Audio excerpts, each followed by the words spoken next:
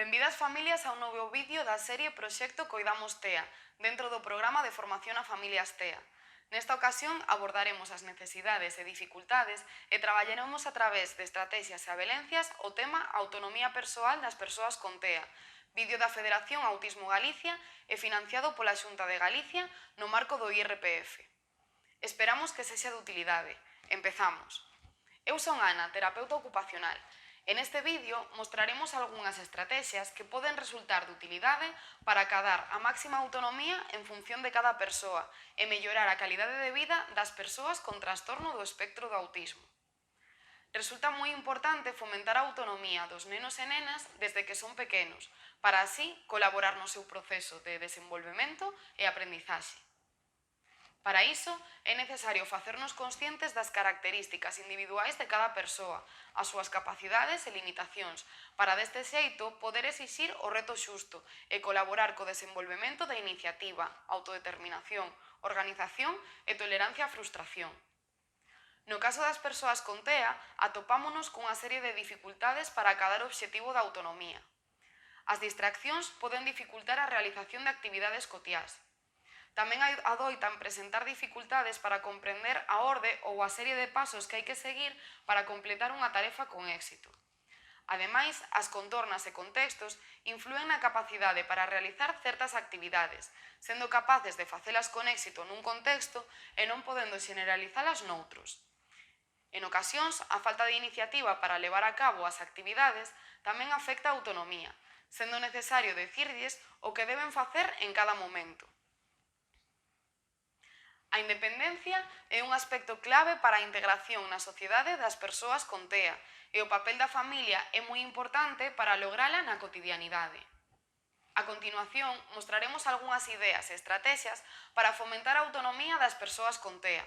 Son moitas as actividades da vida diaria coas que podemos practicar e fomentar a autonomía da persoa.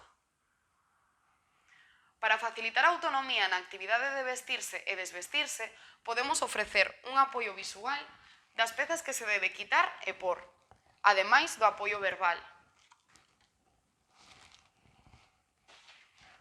Unha pequena marca no interior das pezas, como esta, tamén resultará de axuda para diferenciar o dereito do revés.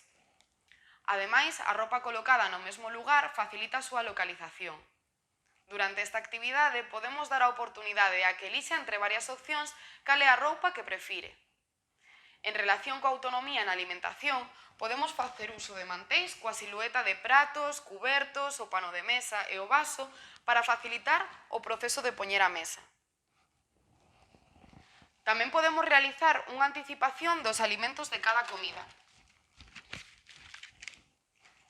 incluindo nel un postre atractivo. Durante a comida, permitir que o neno ou nena utilice os cubertos ou mesmo as súas mans, aínda que se manche, é unha boa forma de permitirlle facer e sentirse competente na actividade. Comer no mesmo lugar e manter uns horarios concretos e estables resultará útil para crear unha rutina e facilitar a autonomía e a autorregulación. No caso de que existan dificultades asociadas á alimentación, non debemos forzar e as porcións deben resultar axustadas ao que será necesario comer. Presentar a comida de forma apetecible tamén pode resultar de axuda. En actividades de hixiene e cuidado persoal, podemos facilitar unha secuencia de tarefas cunha guía escrita ou con imaxes, indicando a orde concreta e todos os pasos que é necesario realizar. Isto pode ser de utilidade no uso do baño, o cepillado de dentes, o lavado de mans, a ducha, o afeitado e demais actividades de hixiene e cuidado persoal. Do mesmo xeito, manter os diferentes produtos a utilizar ordenados tamén axuda. Para traballar a autonomía no uso do baño, podemos utilizar e amosar gráficamente o proceso a realizar, tanto para neno como para nena.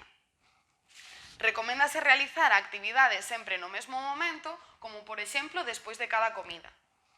Tras realizar de forma autónoma a actividade, podemos dar algún tipo de recompensa que resulte motivadora.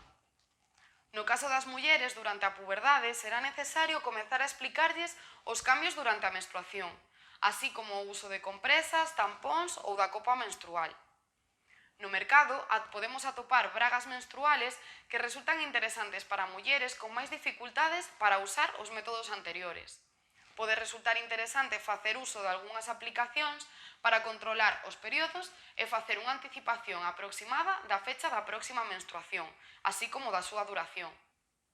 Do mesmo modo, desde moi pequenos podemos implicar os nenos e nenas en tarefas do fogar sinxelas, atendendo sempre ás súas capacidades.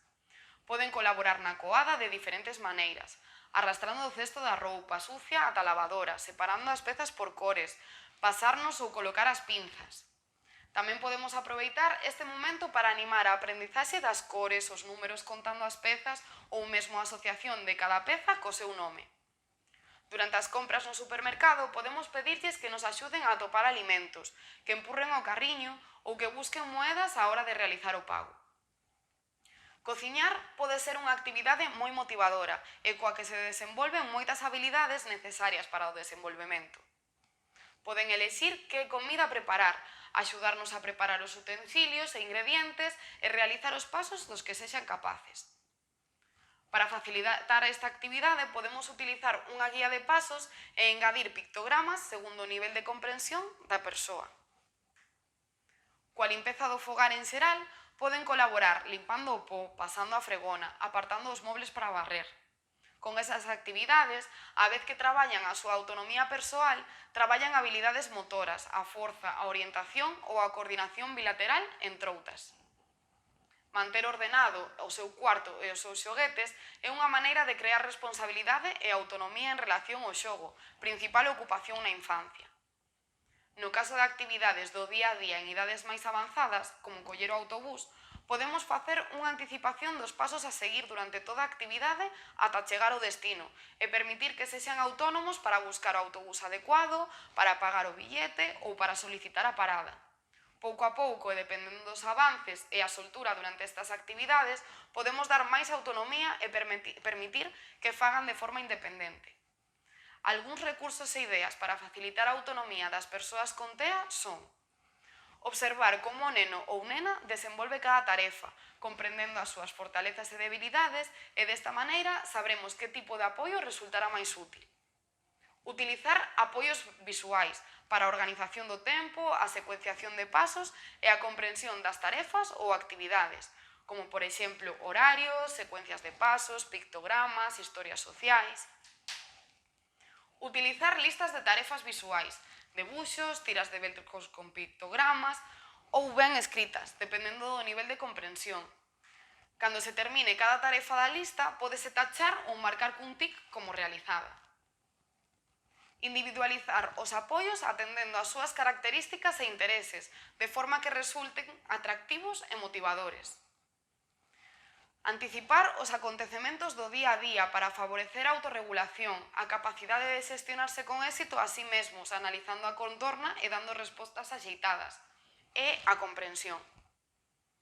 Estruturar o espazo e procurar a realización de cada actividade sempre no mesmo lugar dentro do fogar. A contorna debe ser sinxelo, estar ordenado e facilitar a comprensión de onde se realiza cada actividade. Aproveitar as situacións naturais para reforzar a autonomía en diferentes tarefas.